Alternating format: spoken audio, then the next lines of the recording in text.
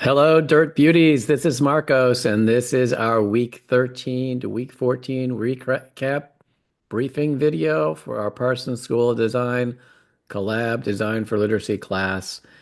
And we're getting cruising now down towards the end of our class as we are in a week 14 coming up.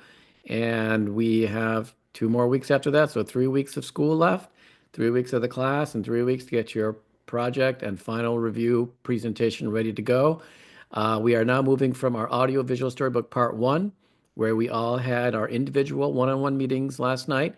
With great success, everyone met with me, and we had good reviews of everyone's plan and design concept for how to make a audiovisual book. Lots of people creating their storybook into an audiovisual book, but a few of you are making brand new books, which was exciting to see. So I'm gonna really look forward to the next steps here. And the next step for week 14 is for us to do our audiovisual storybook part two, design development. And that's gonna mean at the minimum to complete the visual assets and to get your illustrations revised or created if you're making something new and organized in a way that you're ready for production. But I'm also encouraging those of you who have your illustrations pretty much done to move into what will be part three, the design completion or the production aspect. So there could be a little bit of pushing ahead here in order to not leave everything for the last week of this assignment, and I'll go over that here shortly. So the third week, like I just said, week 15, part three, I should say, is design completion, and that's going to be the production of your audio and your motion graphics into an MP4 that has your full digital experience with sound completed and produced. And we'll review that on that week, the week before end of class. And then week 16 will be a very great day for everyone. We're going to meet here at my office again, and we're going to have a final review session that has a series of stations where there will be guest reviewers manning each station, and you guys will bounce around from station to station, meeting new people and presenting your three projects and getting great feedback from both former students and seasoned professionals and even some kids. So it should be a good time, and looking forward to getting everybody here to get your hands on your storybooks, which were sent off to the printer early this week. And I thank everybody for getting your production or getting your final files uploaded for me. And I had minimal problems with them and basically got everything off on time.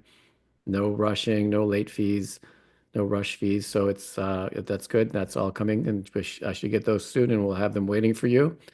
And so let's talk about what's the next step here. And I talked to each of you about this on our call, but just to give it to you again, you're going to first consider the feedback you were given from me on what to do, and then you're going to make sure you revise your text or you edit your text or you finish writing your text, depending on what it is, get the text in a good spot. And then also finalize your storyboard if needed, make sure that's all worked out, and further develop your illustration needs or explore what else you might need.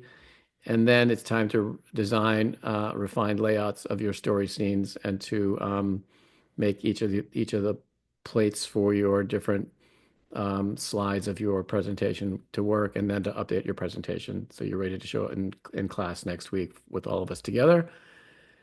And what's this page here? It's a blank page. Okay. So this is just, I showed this to you guys yesterday. This is just an example. On the top row is what you should have done last week, and everyone's was different, but this is just one student's past example of having the plan to use their storybook and take their assets and repurpose them and to create a new illustration. And for next week, I want you to complete that and make a page for each of your slides that showcase the illustration you're doing, and also has the text next to each of the illustrations that will be previewed as the narration of that text is delivered. So put that together so that you have all the assets drawn and the text done and organized and ready for production. Well, so as I said last night, that's the minimum to do, is to have this sort of presentation ready. But for many of you, I almost want to say most of you, it would make sense to then also, at some level, go into the next level of production. And that might mean simply beginning to work on animation techniques and do some testing about how things will move. Maybe not the formal programming of the MP4, but maybe just some tests. But you might want to dive in and start putting it together and starting to create how you're and figuring out how you're going to code this or how you're going to use an app. And what I'm offering is to use Figma, which I'll show in a minute. But before that, I want to talk a little bit about how these MP4s need to be structured and how they're going to work. And what I'm going to ask everybody to do is to create an MP4, a raw MP4 like you see on the right here, without any of the mock-up elements placed into it, but also to have a mock-up version for when you present it. But I do want to get both versions, so keep that in mind. And also, I want to remind you about this idea of the app having an interface and having this menu that comes up and takes up half of the intro of your piece or your cover, we'll call it, and how you may want to make sure you design your cover page or maybe create a separate cover page like you did a title spread that's made just for this.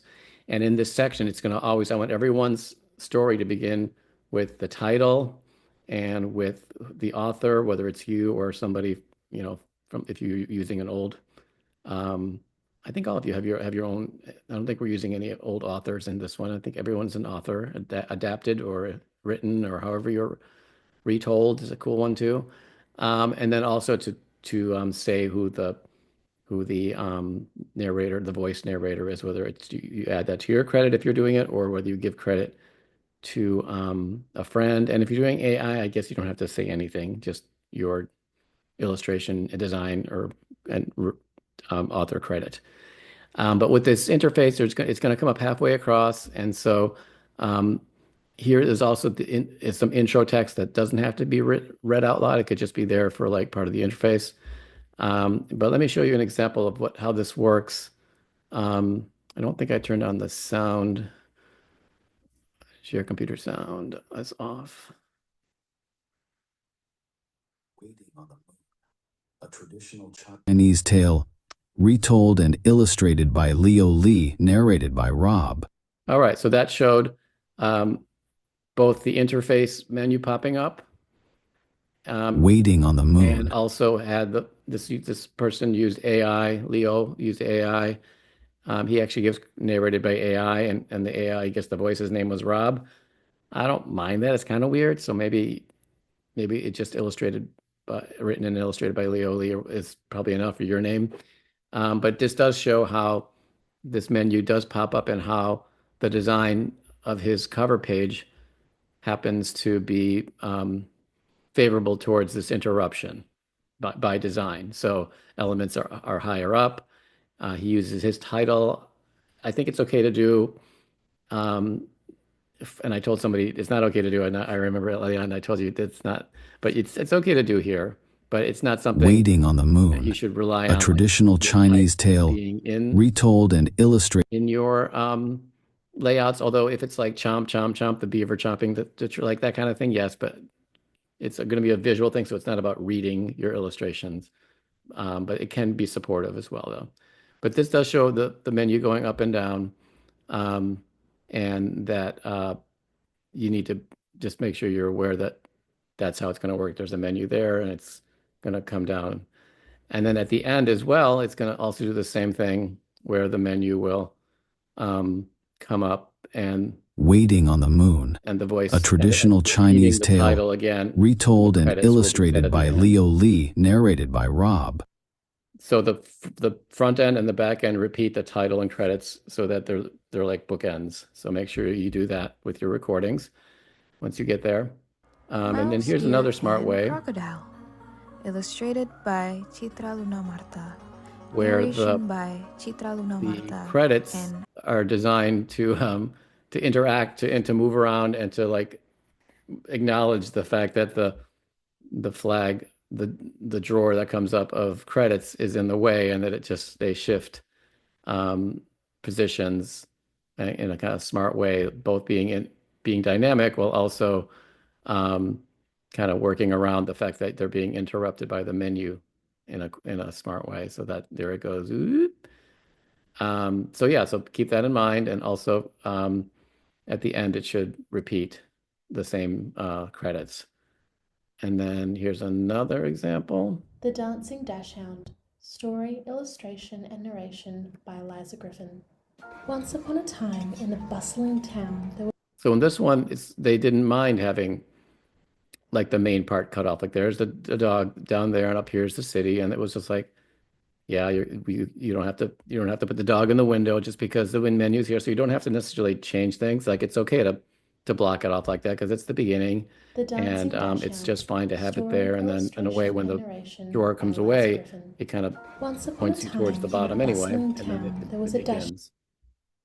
All right, so that's that. And so what I'm saying is for this assignment is that for sure you need to get your illustrations and your text all finished, polished, completed, ready for production. That's the minimum. But to go next into potentially working on the programming or the interaction. Um, and what I'm saying here in Canvas is that most of this assignment does say that, but then down here it says if you're beginning to work on this motion sound aspect, then you can jump onto Figma. You can use the Figma template and jump ahead and start working on it. So what I provide in Canvas is a link to the Figma template that I've shared with everybody yesterday. And that is something that's online that you can utilize. And like I told everybody, like we did this a few years ago. Hopefully it's not out of date. If it is, somebody tell me, please. But I think it's probably enough for anyone who hasn't used Figma who wants to rely on making something in a basic way. You don't have to use Figma. You can use whatever other program you guys are used to using in your other classes.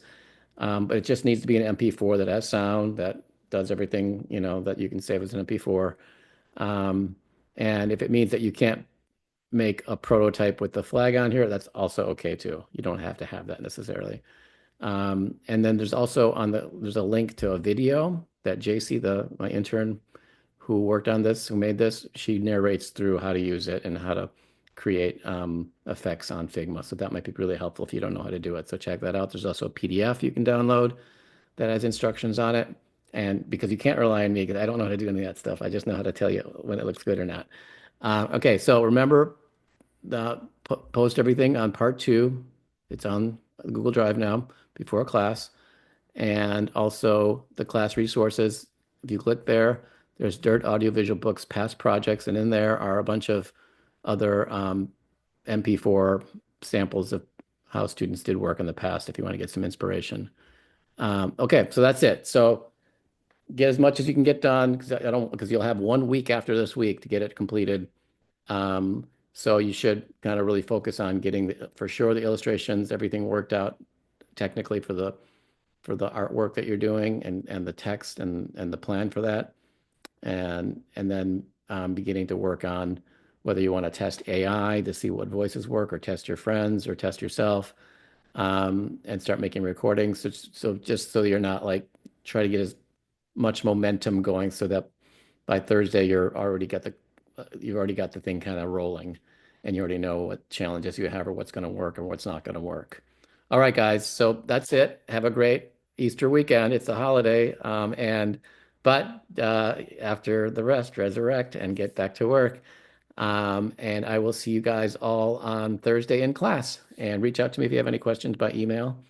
And I'll see you then.